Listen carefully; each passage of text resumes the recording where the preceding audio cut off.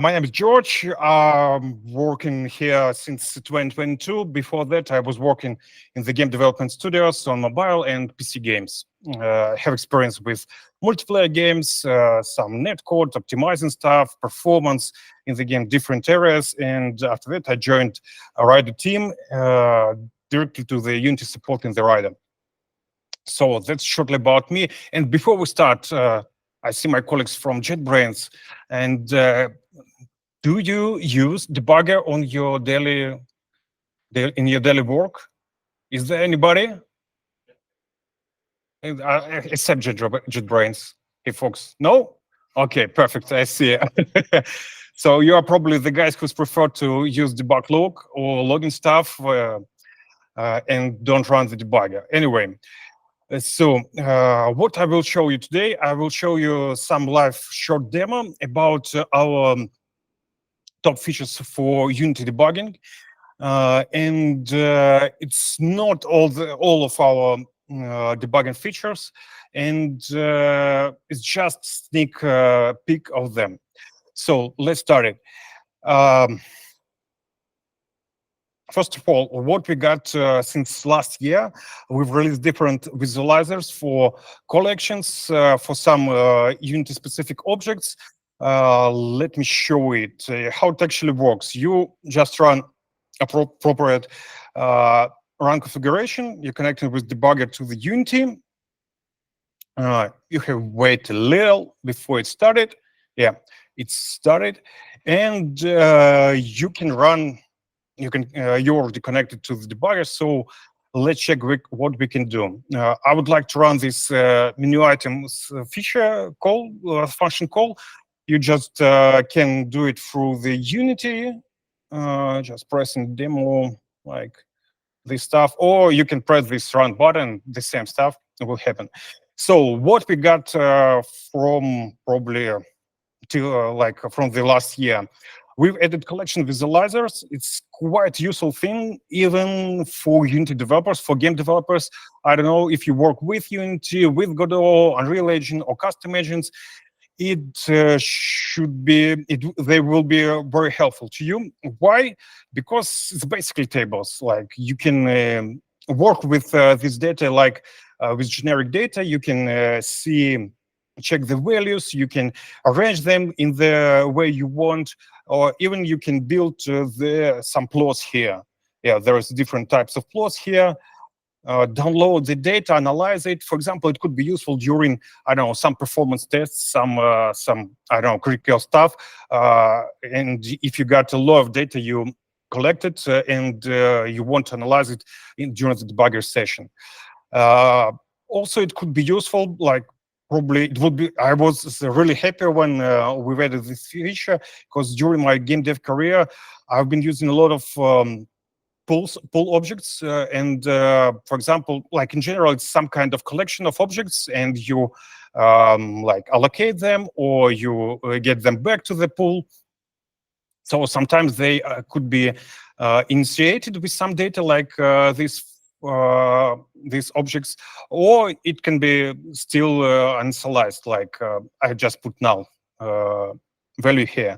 So with this collection visualizer, you can run simple queries to filter out the objects you don't want to see. For example, null objects. It's quite useful.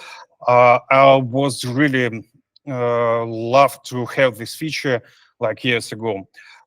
So what else we have here? We added some Unity-specific visualizer.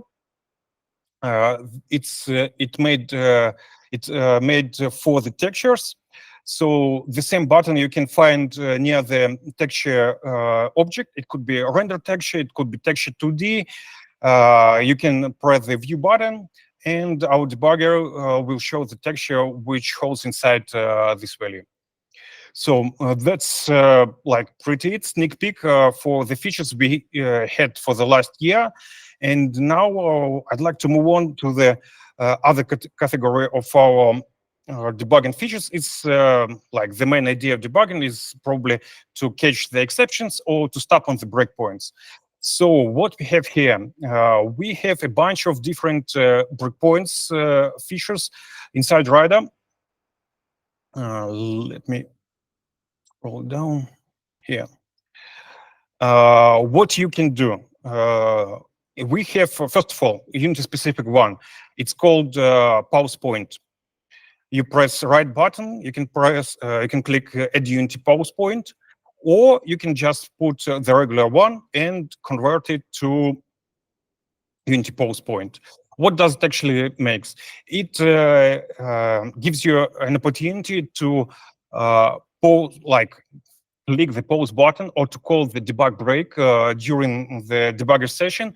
And for example, if you want to stop at some critical phase of your game, if you want to debug what's happening inside your game in the Unity editor, not from the debugger, but from the Unity editor, you can put this pause point here. And let's run our Unity. Also, we have these controls for Unreal, for Godot, and for Unity. You can use them for to start your game. So here we are. We're inside the Unity. What was the button? The button was number 1. I press the 1 button. We have logging here, as you can see here. And let's connect our debugger to Unity process. Wait several seconds. You have to wait.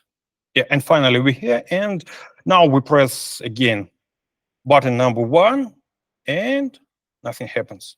Okay. What's going on? I do know what's going on. I'm not on the wrong in the wrong scene.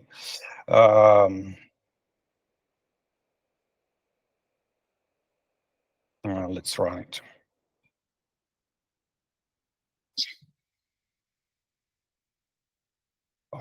Here, finally.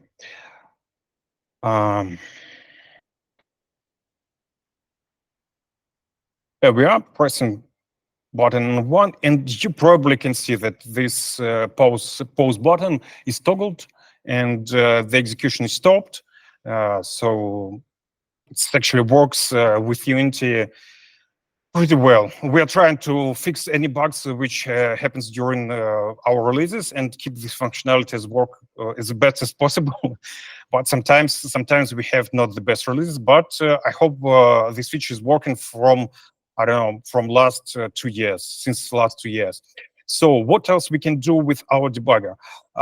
We can use general breakpoints.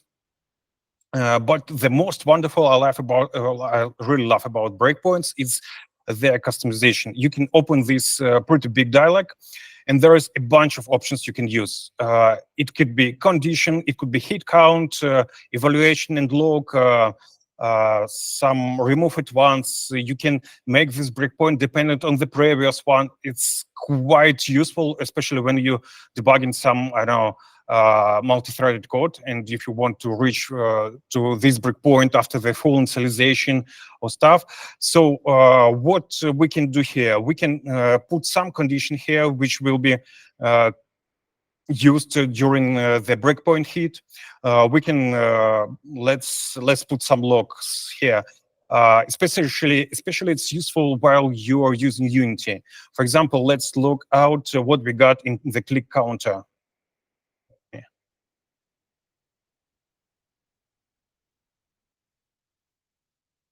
Please.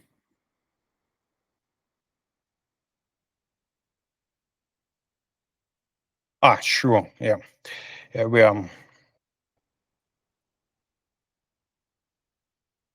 Yep. So done.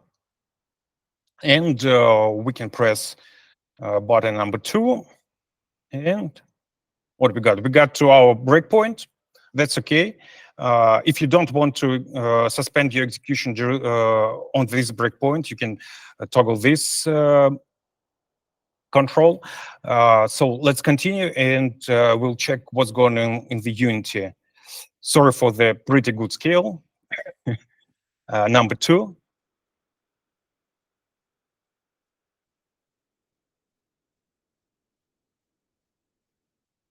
Yep, nothing happens. Yeah, it's unfortunately the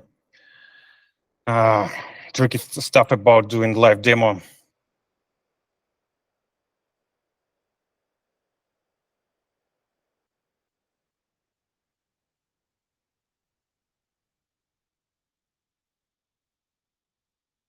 Okay, bad choice. So let's try it another way.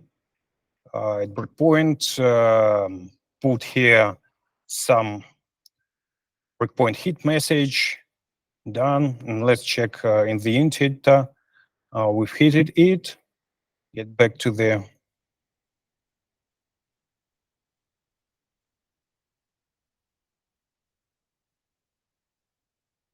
yeah, probably nothing happens right now. Yeah, there is a bug definitely here. Okay, let's continue our demo to the next feature about what could be useful for you here during the debug session. For example, you can see here there is unreachable if here, and because we got this random int range between 0 and 20, and there is no way you can reach to 100 or more.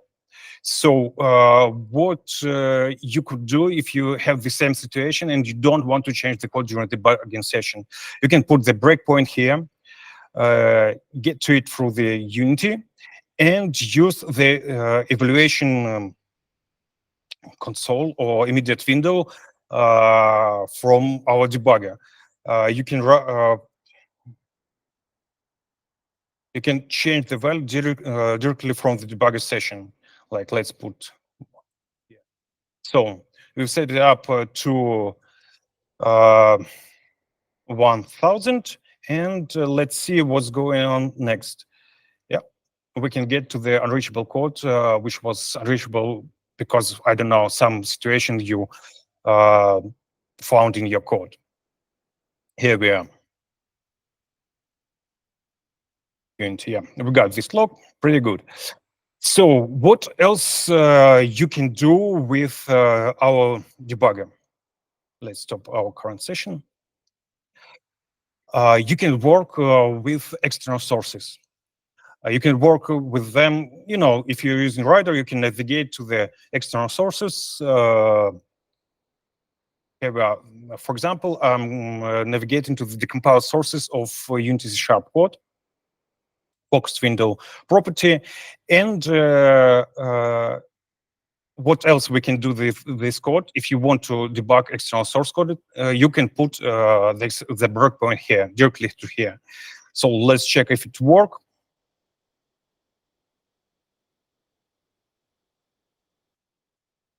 Let's connect to the Unity and run our script.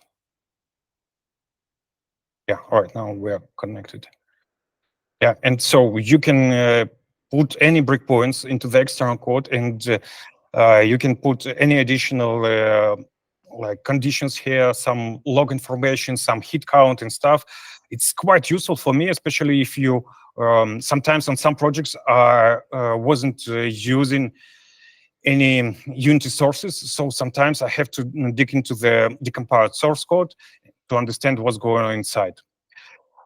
Yeah, that's it. And let's move on to our latest features, which would be released soon with updated Unity plugin. It's called LTCPP debug support. What's all it's about? It's all about during the compiling C# sources, Unity will strip out any information about your C# code which is didn't used during the execution. So there is different stripping levels in the Unity. You can change it in the project settings. You can put so-called link XML file into your project.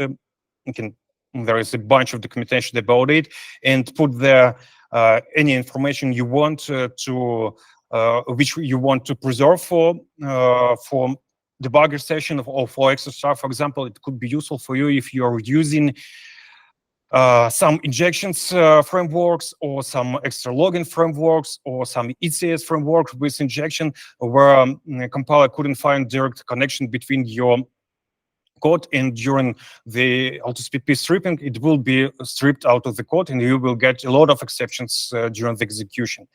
So that's why Unity added this link XML file. So we've decided to support it.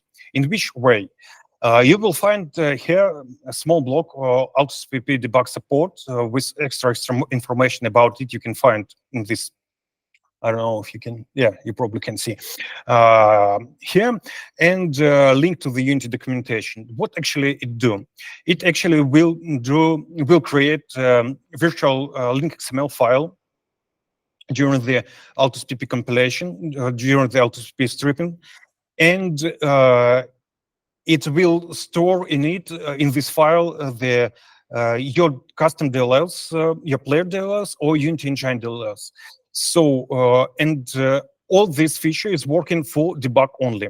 So you don't need to be worried about if your code be changed during our manipulations in the release version.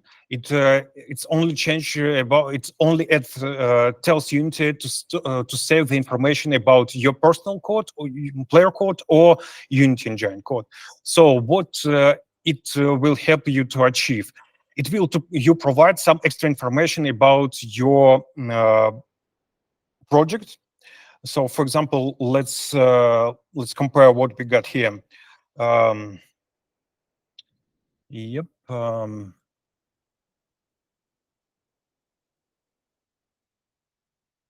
I've built two projects, one without these options, no symbols, I called it. Let's run it. There is small demo, nothing special. Let's get back to the Rider, connect to Ryan instance of our code. Here we reached our breakpoint. And you can see here no extra information about the file, no extra information we are providing about the active scene, current game object. Even with the Unity properties, you can see that there is not much you can find here. For example, you can't find here tag. You know, this is public member, which you can find everywhere. But here it's hidden because of Unity during AutoSPP stripping stripped out the information from about this part of the code, so you can see it here. And in comparison, let's run another build. This one, and with the symbols. Well, the same stuff. Bug version. We're connecting with Rider here. And what you can see our extra information we're providing for Unity. It's about extra scene, current game object, extra scene hierarchy. You can find it here. You can find the information about components on the game objects. You can find the children. There is no children on this event system object. So basically, what we are providing automatically support for debugger session to preserve the information about your code or Unity code, which will grant you access to the extra information during the debug. So that's probably the tip of the iceberg about our debugger features related to Unity. As it was announced probably in the middle of September, Unity is going to introduce new engine based on Core CLR. It's basically .NET engine. Right now, it's working with Mono, but in the upcoming future, they will release the engine based on .NET. So what will change this? This probably brings you a lot of pain, like updating your game to the new runtime. But for our side, we got a lot of features for debugger for .NET. So we really have a big amount of features which can be used during the debugger session. It's like hidden variables. You can check what's going on inside the enumerable object or enumerator. You can sorry, folks, I I don't have the list of all debug features for .NET debugger, but anyway, it will provide a more exciting experience for you. I hope so. The next feature I want to introduce you, what we're working on. We are working on support for different game consoles. That some of the consoles will be supported by Rider, which will provide you extra features, like probably you got with another ideas. It will. I hope it will be soon. It's actually not fully depends on us, but we are working like in both days to solve this issue. And the third thing I want to mention is about Marcela.net, our debugger improvements. I don't know, folks. Just probably that's it. That's all I can share with you about upcoming features.